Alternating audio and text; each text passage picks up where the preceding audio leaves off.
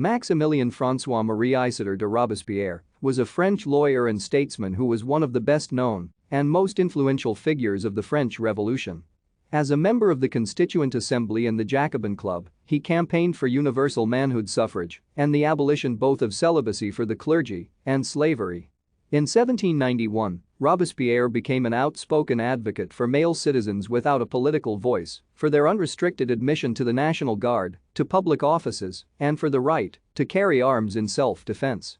Robespierre played an important part in the agitation which brought about the fall of the French monarchy on 10 August 1792 and the summoning of a national convention.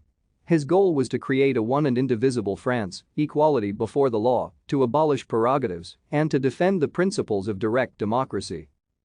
As one of the leading members of the insurrectionary Paris Commune, Robespierre was elected as a deputy to the French Convention in early September 1792, but was soon criticized for trying to establish either a triumvirate or a dictatorship.